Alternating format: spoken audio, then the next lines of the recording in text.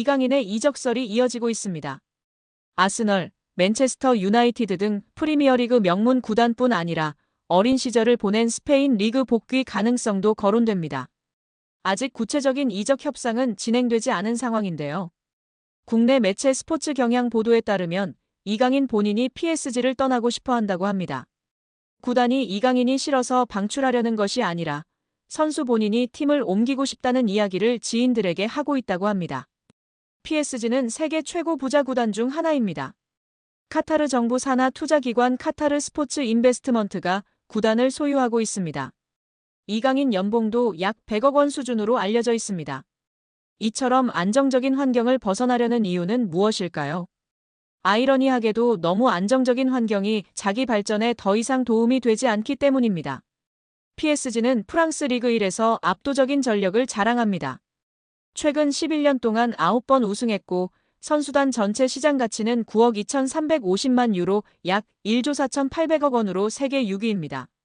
PSG보다 시장가가 높은 구단은 맨체스터 시티, 레알 마드리드, 아스널, 바르셀로나, 리버풀 뿐입니다. 그러나 유럽 대항전에서는 기대에 못 미쳤습니다. 챔피언스리그 우승은 없고 최고 성적은 2019년도 시즌 준우승입니다. 두 번 더 준우승했지만 지금은 8강, 16강 정도 실력입니다. 높은 연봉과 편안한 생활 속에서 안주하면서도 한계를 절감한 리오넬 메시, 네이마르, 킬리안 음바페는 자의반 타의반으로 팀을 떠났습니다. 이강인은 2019년 20세 이하 월드컵 골든볼을 수상하며 세계 최고 유망주 중 하나로 평가받았습니다. 그런데 PSG에서 성장세는 기대에 못 미치고 있는데요. 지난 시즌 프랑스 리그 23경기에 출전해 3골 4도움을 기록했습니다. 이번 시즌에는 26경기 6골 5도움을 마크했습니다. 공격 포인트는 늘었지만 평균 출전 시간은 64분에서 54분으로 줄었습니다. 게다가 이번 시즌 6골은 모두 2024년에 나왔고 올해는 골이 없는 상황입니다. 유럽 챔피언스리그 무대에서는 지난 시즌에 9경기에 출전하였고 1골 1도움을 기록했습니다. 올 시즌에는 11경기에 나서고도 공격 포인트가 없는 상황입니다. 성장하기보다 오히려 정체하는 느낌인데요. 루이스 엘리케 PSG 감독은 바둑돌을 옮기듯 선수들을 운용하고 있습니다. PSG는 리그 우승과 챔피언스리그 출전이 보장된 팀입니다. 이처럼 긴장감이 떨어지는 환경에서 더 이상 성장은 어렵다는 판단이 이강인의 결별을 결심한 배경으로 보입니다. 이강인을 잘 아는 지인은 이강인이 PSG를 싫어하는 게 아니다며 다만 팀 분위기가 전투적이지 않은 건 사실이다. 이강인은 더 많이 뛰고 더 싸우면서 성장할 구단으로 가기를 원한다고 말했습니다. 이강인의 축구는 기술 중심 철학을 가진 지도자에게 더 잘 맞는다. 아스널의 미켈 아르테타 감독, 맨유의 루벤 아모린 감독 등 기술 축구를 지향하는 감독들이 이끄는 팀으로 이적할 수도 있다는 이야기가 나오는 이유입니다. 이강인은 PSG와 2028년 6월까지 계약돼 있습니다. 계약 기간도 넉넉한 데다 PSG는 굳이 이강인을 팔아야 할 이유가 없을 정도로 돈이 많습니다. 이강인의 확고한 이적 의지가 있어도 이적이 이뤄지지 못할 수도 있는데요. 이강인은 이제 어느새 24세가 됐습니다.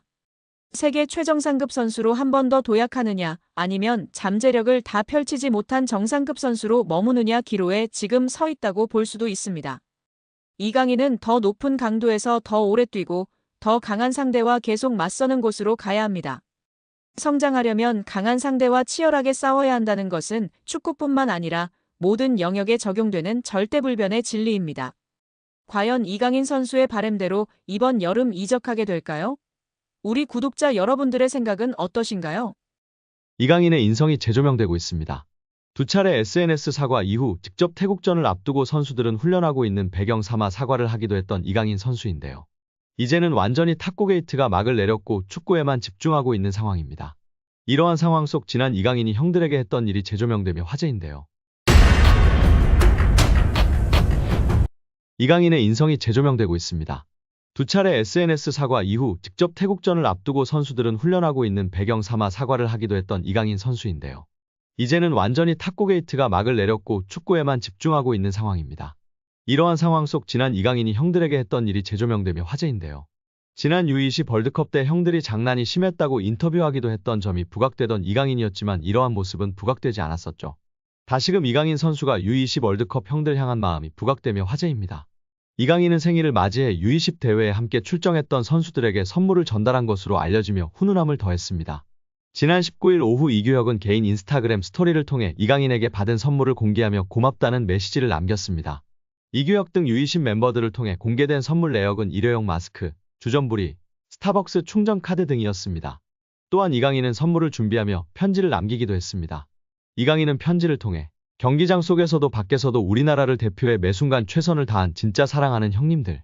제가 정말 힘든 시기에 옆에서 많이 응원해주고 자신감을 넣어줘서 큰 힘이 됐다. 고 전했습니다. 이강인은 저 때문에 형들이 많이 힘들었을 것 같다. 제가 진짜 많이 미안합니다. 라며 형들보다 2살이나 어린 제가 장난치고 까불어도 재미있게 받아주고 한 번도 힘들다는 내색 안 해서 정말 고마웠다. 는 말을 남겼습니다. 해당 사진이 공개된 이후 SNS와 온라인 커뮤니티 등을 통해 퍼져나갔었습니다. 이를 본 네티즌들은 막내가 생각도 깊네. 자기 생일에 형아들한테 감사 인사라니. 진짜 너무 보기 좋아요. 이 팀 우정 영원했으면 좋겠네. 강인이 진짜 귀여워. 예뻐하지 않을 수 없는 막내. 편지지도 본인처럼 귀여운 것음 등 다양한 반응을 보였었습니다. 이강인의 생일에 맞춰 대회에서 함께 호흡을 맞췄던 최준, 정호진, 황태현, 이상준, 엄원상 등이 사진을 공개하며 축하 메시지를 전하기도 했습니다.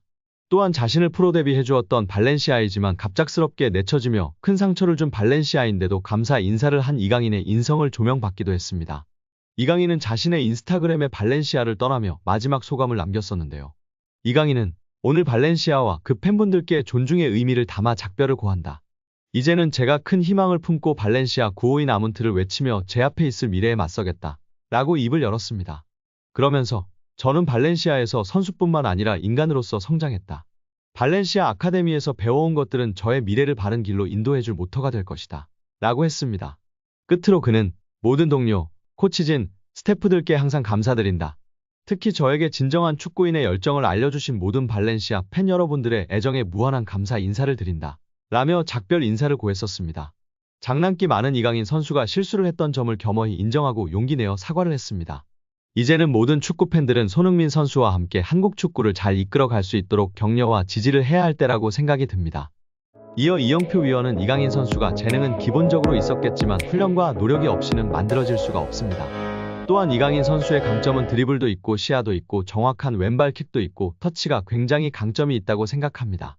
멀리 볼 수 있는 능력은 킥이 자신 있는 선수들이 자연스럽게 보여지고 나타낼 수 있습니다. 어떤 선수들은 드리블을 잘하는 선수는 자기가 드리블을 보여주고 싶어하고 패스를 잘하는 선수는 패스를 보여주고 싶어하기 때문에 좋은 킥, 멀리 보낼 수 있는 킥이 장점인 선수는 자연스럽게 시야가 넓어지고 시야가 넓은 것처럼 보여지게 됩니다. 어린 선수들에게 멀리 보라, 시야를 넓혀라 라며 가르치기보다는 좋은 킥을, 멀리 찰 수 있는 킥을 가르치면 자연스럽게 시합에서 연습한 킥을 보여주려고 하기 때문에 시야가 넓어지고 넓혀진 모습을 볼 수 있다고 발언하였습니다. 이어 최근 프랑스 언론의 비판에 대해서도 이야기했는데요. 이강인을 향한 언론 비판은 일도 신경 안 써도 됩니다. 한국에서처럼 선수를 비난 잘하지 않는 문화가 아닙니다. 한국에서는 정말 엄청나게 큰 잘못을 저질렀을 때 비난하나 외국은 그냥 막 합니다. 그들의 문화이고 경쟁이라 신경 쓸 필요가 전혀 없습니다. 유럽에서도 크게 신경 쓰지 않는 편입니다. 거기에 일희일비할 필요 없고 비난을 받더라고 원래 그런다 생각하는 게 팬들도 선수도 좋다고 발언했습니다. 이어 이영표 위원은 이강인 선수가 수비할 때 압박이 안 된다는 단점이 있었는데 약점이라고 지적되던 수비 전환, 수비의 능력을 키웠다는 것이 정말 대단한 것이라며 치켜세웠습니다. 이는 특히 선수의 태도의 문제이기 때문에 이런 것들을 지적을 받으면 자기가 수비력을 키우는 게 아니라 나도 수비를 열심히 하는 척해야지 라는 선수가 있는데 이강인 선수는 진짜 수비를 하는 것이라며 극찬하였습니다. 특히 이런 태도를 갖고 있는 선수는 길게 선수 생활을 하고 겸손하기 때문에 대성하는 경우가 많다고 발언했습니다. 벤투 감독은 유튜브 채널 FC온라인과의 화상 인터뷰에서 대한민국 축구대표팀 시절 줄곧 외면했던 이강인을 카타르 월드컵에 발탁한 이유에 대해 이강인의 재능이 뛰어나다는 사실은 팬, 감독, 스태프 미디어 할 것 없이 누구도 반박하지 못할 것이다. 하지만 우리 코치진은 그보다 많은 분석이 필요하다. 재능만으로 판단해서는 안 된다. 이강인과 같은 열번 유형의 선수는 주로 공격만을 생각하고 수비를 고려하지 않는다며 솔직히 이강인을 월드컵 명단에 올린 건 월드컵 본선 직전이었다. 이강인을 월드컵에 발탁할지에 대해 확신이 있었다고 한다면 그건 솔직한 대답은 아닐 것이라고 월드컵 최종 명단에 이강인을 제외할 생각도 있었다고 털어놨습니다. 하지만 벤투 감독은 23명 명단에 이강인을 포함했고 이강인은 월드컵 조별리그 가나전에서 부메랑 크로스로 조규성의 골을 돕는 등 톡톡 튀는 활약으로 믿음에 보답했습니다. 벤투 감독은 이강인을 명단에 올린 중요한 이유는 그가 바뀌어서다. 마인드의 변화와 마요르카에서의 활약으로 월드컵 출전의 자격을 증명했다. 그는 마요르카에서 완전히 다른 선수가 되었다. 그의 변화를 이끌어준 중요한 두 사람은 본인과 클럽 감독 하비에르 아기레일 것이다. 이강인은 스스로 스타일을 바꿔야 한다고 인정한 것 같고 아기레 감독은 그런 변화에 대한 확신을 줬을 것이다. 이강인의 훈련 퍼포먼스와 합숙에서 보여준 모습들이 월드컵 무대에서 좋은 성과를 이어졌다고 돌아봤습니다. PSG가 공식 홈페이지를 통해서 루이스 엘리케 감독, 아슈라프 하키미, 비티냐, 누누 멘데스의 재계약을 발표했습니다. PSG는 우리는 엘리케 감독과 2027년까지 계약을 연장했다. 하키미, 비티냐, 멘데스는 2029년까지 재계약을 체결했다고 전했습니다. 이번 재계약으로 PSG는 대부분의 핵심 전력을 2028년 여름까지 보유할 수 있게 됐습니다. 주전급 자원 중에서 2028년 이전에 계약이 종료되는 선수는 2026년에 만료되는 잔루이지 돈나룸마와 2027년에 끝나는 파비앙 루이즈뿐입니다. 두 선수를 제외한 주전급 자원들은 모두 2028년 혹은 2029년까지 PSG 선수로 뜁니다. 이강인은 2028년까지 계약된 선수 중 하나입니다. PSG와 재계약을 체결한 세 선수의 중요성은 말로 다 설명이 불가능할 정도인데요. 풀백의 중요성이 날이 갈수록 중요해지는 현대축구에서 하키미와 멘데스를 잡은 건 매우 크다는 평가입니다. 하키미는 지난 시즌부터 유럽 최고의 풀백으로 인정받고 있으며 멘데스는 부상을 털고 돌아와 PSG의 왼쪽을 탄탄하게 지켜주고 있습니다. 핵심 미드필더인 비티냐도 마찬가지인데요.